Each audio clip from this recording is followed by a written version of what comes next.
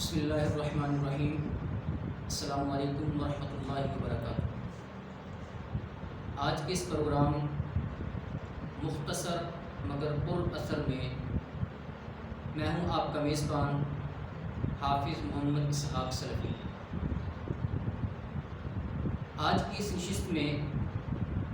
عید الاضحیٰ، جسے عید قربان بھی کہا جاتا ہے، عید الاضحیٰ اور قربانی کے متعلق گفتگو کرنے کی کوشش کی جائے گی۔ آج کی اس نشست کے ہمارے دو مہمانان گرامی جن کو مدعو کیا گیا ہے، جن میں محترم عظیم اسکالر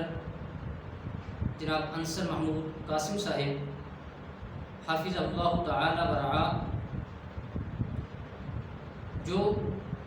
ممبر و محراب کے وارث ہونے کے ساتھ ساتھ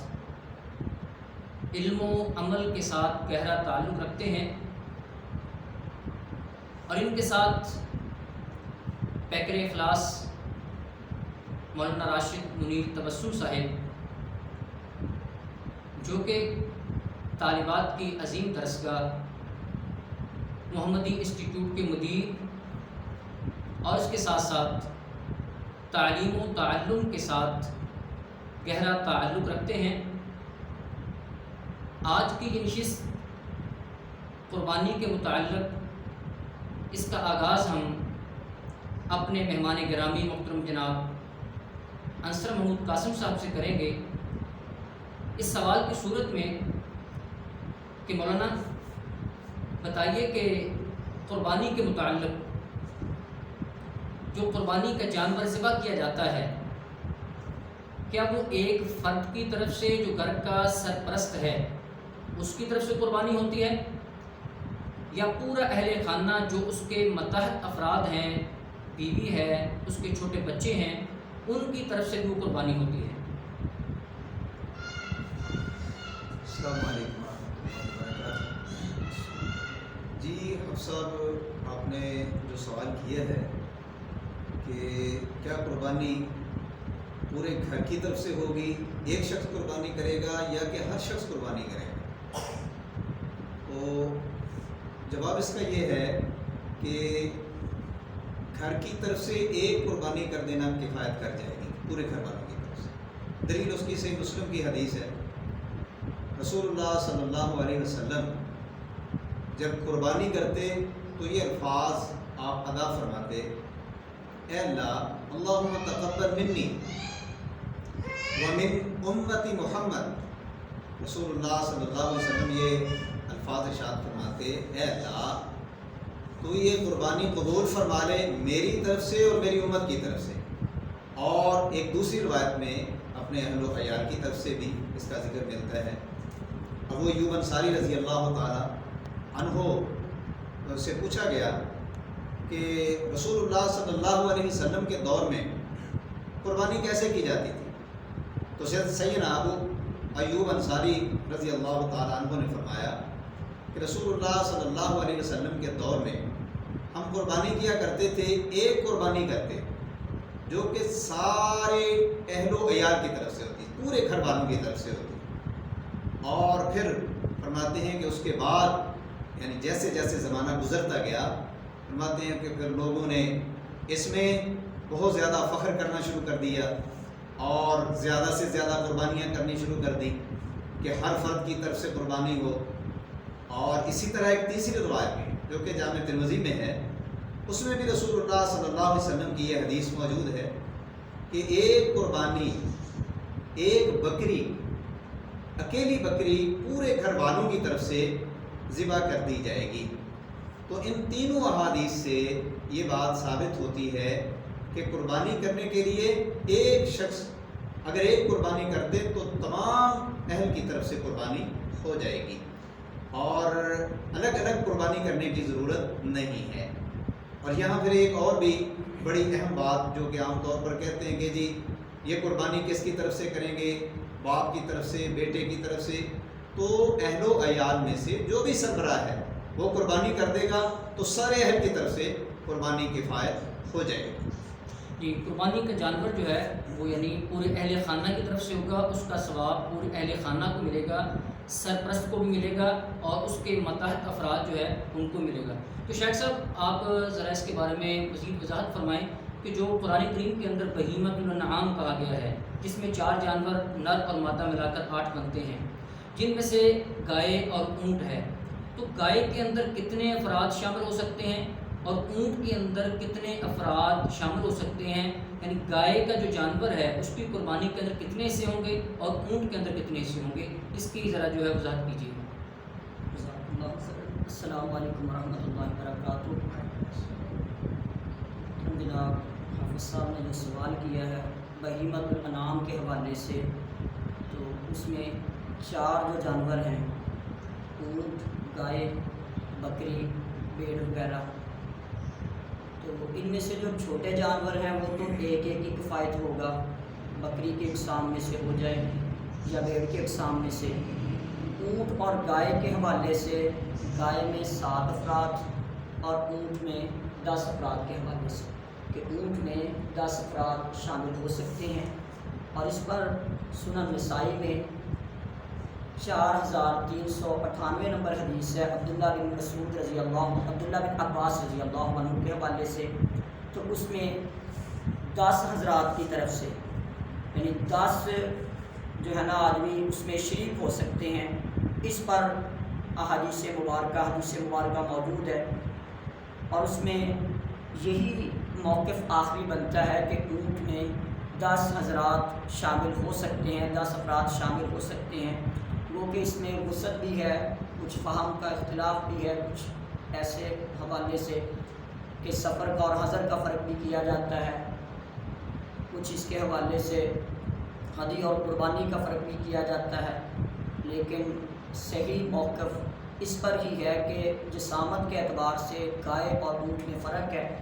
گائے اور اونٹ کے اس فرق کے حوالے سے یہی معاملہ ہے کہ 7 حصے گائے میں اور 10 حصے اونٹ میں، اور اس پر امام ابن خزیمہ رحمۃ اللہ علیہ وہ تو مال غنیمت کی تقسیم سے بھی استدلال کرتے ہیں کہ 10 بکریوں کو ایک اونٹ کے برابر قرار دیا گیا، تو اس حوالے سے بھی اس میں یہ استدلال موجود ہے کہ اونٹ 10 کی طرف سے کفایت کر جائے گا۔ تو اس طرح جو 7 کا تذکرہ ہے، 7 چونکہ کم ہیں 10 سے، تو وہ تو ایک بھی شخص کر سکتا ہے، یعنی ایک بندہ بھی اونٹ کرنا چاہے کر سکتا ہے، 3 حضرات کی طرف سے ہو سکتا ہے، 7 کی طرف سے ہو سکتا ہے، اس میں تو کوئی اختلاف نہیں ہے۔ یعنی آخری جو حد اس میں آ رہی ہے وہ 10 کی آ رہی ہے کہ 10 افراد اس میں شامل ہو سکتے ہیں۔ شیخ یہ آپ جو کہہ رہے ہیں کہ گائے کے اندر 7 اور اونٹ کے اندر 10، یعنی اس کا مطلب ہے کہ یہ زیادہ سے زیادہ ہے، یہ منیمم نہیں ہے۔ منیمم گائے کے اندر 2 افراد بھی ہو سکتے ہیں، کہ 2 افراد مل کر ایک آدمی 3 حصے، ایک کے 4 حصے ہو سکتے ہیں۔ اسی طرح اونٹ کے اندر جو ہے وہ ہو سکتا ہے، یعنی یہ میکسیمم کی حد ہے، منیمم کی حد نہیں ہے۔ جزاک اللہ۔ شیخ انصر محمود صاحب آپ ذرا لوگوں کی رہنمائی کیجیے گا۔ عموماً مسئلہ یہ ہوتا ہے کہ جب جانوروں کو ذبح کیا جاتا ہے تو اس وقت کچھ ہم غلطیاں کر جاتے ہیں، کچھ تو تکبیر کے حوالے سے غلطی کر جاتے ہیں، اور بسا اوقات یہ ہوتا ہے کہ بڑا جانور جب اس کو پکڑا جاتا ہے، ذبح کرنے کے لیے لٹایا جاتا ہے، تو جلدی چھری چلانے کے لیے ہم کرتے ہیں، تو بسا اوقات ہم تکبیر بھول جاتے ہیں۔ تو اس لیے اس موقع پر آپ ذرا رہنمائی فرما دیں کہ ذبح کرنے کا طریقہ کیا ہے اور اس موقع پر دعائیں کون سی پڑھی جاتی ہیں؟ جی بڑا اہم سوال کیا ہے حافظ صاحب آپ نے۔ تو اس حوالے سے سب سے پہلی گزارش تو میں یہ کروں گا کہ رسول اللہ صلی اللہ علیہ وسلم نے ارشاد فرمایا کہ جانور کو ذبح کرتے وقت بھی اس پر رحم کرو اور اس پر شفقت۔ وہ شفقت کیا ہے اور رحم کیا ہے کہ چھری کو تیز کر لیا جائے۔ عمومی طور پر اس طرح ہوتا ہے کہ اگر چھری تیز نہیں ہوتی تو زیادہ زور لگانا پڑتا ہے، جس سے جانور کو بھی تکلیف ہوتی ہے۔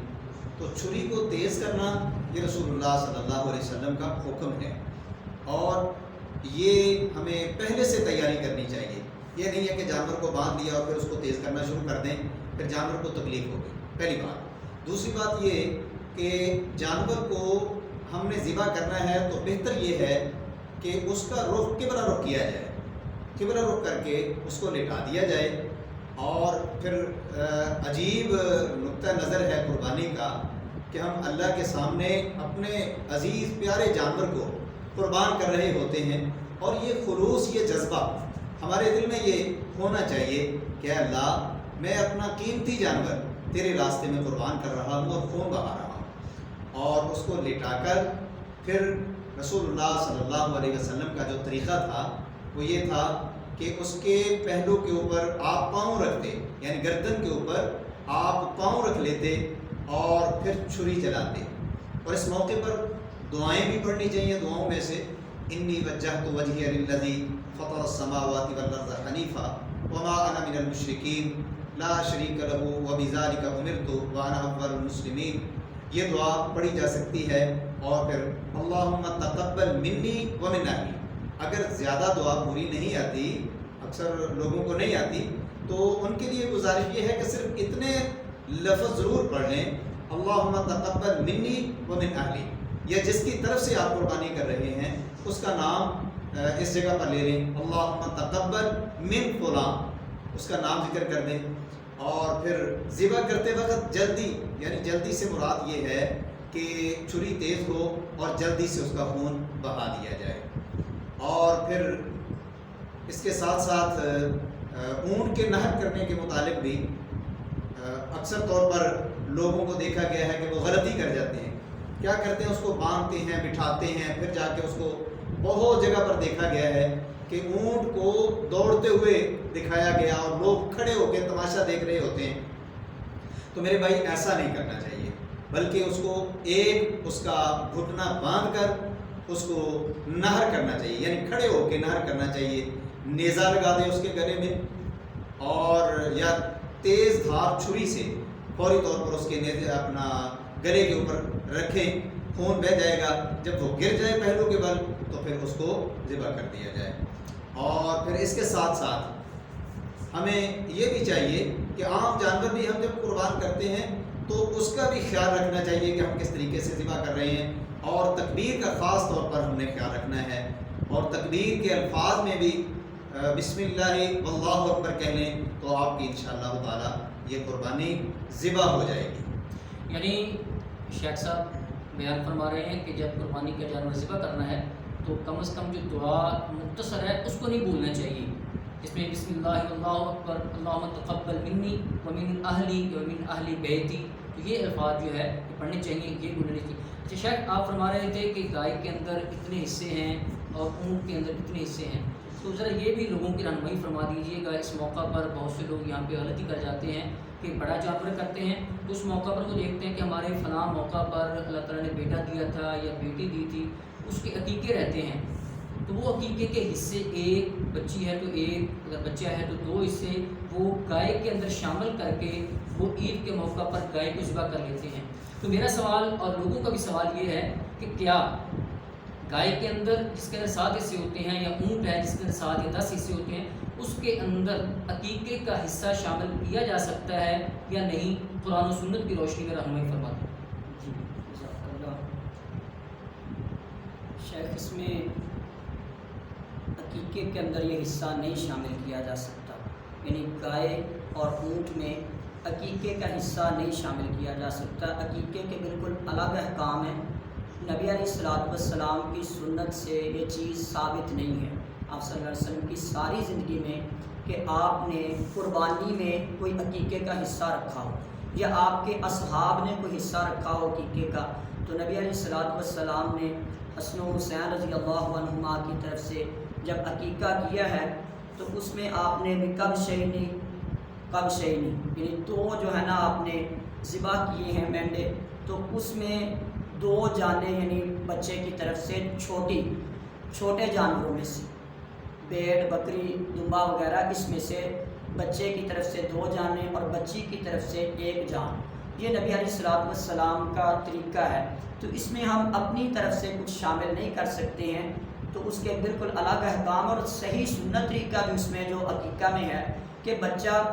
انسان کو پتہ نہیں کب پیدا ہوگا، کب بھی کسی کے گھر وہ خوشی کا معاملہ، جب وہ خوشی کا معاملہ آتا ہے تو اس وقت 7ویں دن نبی علیہ الصلوۃ والسلام کی سنت کے مطابق عقیقہ کیا جائے گا۔ اس لیے قربانی کے بالکل الگ احکام ہیں. وہ لوگ غلطی پر ہیں، ان کے پاس کوئی واضح صریح دلیل نہیں ہے، تو ایسا قیاس جس پر کوئی دلیل موجود ہی نہیں ہے تو اس کے لیے بہتر نہیں ہے. اس سے بچنا ہی بہتری ہے کہ اس سے بچا جائے کہ عقیقے جو ہیں وہ قربانی کے ساتھ حصوں میں شامل نہ کیے جائیں، نہ گائے کے ساتھ اس کا حصہ شامل کیا جائے، نہ اونٹ کے ساتھ. یعنی شیخ صاحب جو ہے وہ فرما رہے ہیں کہ عقیقے کے لیے علیحدہ احکام ہیں اور قربانی کے علیحدہ احکام ہیں. عقیقے کے لیے جان کا ذکر آتا ہے کہ بیٹی کی طرف سے، بچی کی طرف سے ایک جان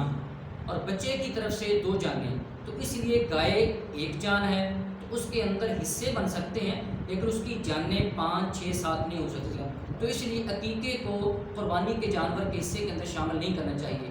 تو محترم سامعین ناظرین، یہ تھا ہمارا آج کا پروگرام، مختصر مگر پر اثر. مجھے امید ہے کہ آپ کو پسند آیا ہوگا. اگر آپ کو یہ پروگرام پسند آیا ہے تو آپ ہمارے اس یوٹیوب چینل پیغام اسلام PAIGHAM /EISLAM اس کو ضرور سبسکرائب کیجیے گا اور کمنٹس کی صورت میں ہماری رہنمائی فرمائیے گا تاکہ ہم اس پروگرام کو بہتر سے بہتر کر سکیں. اللہ تعالی ہم سب کا حامی و ناصر ہو. شکریہ.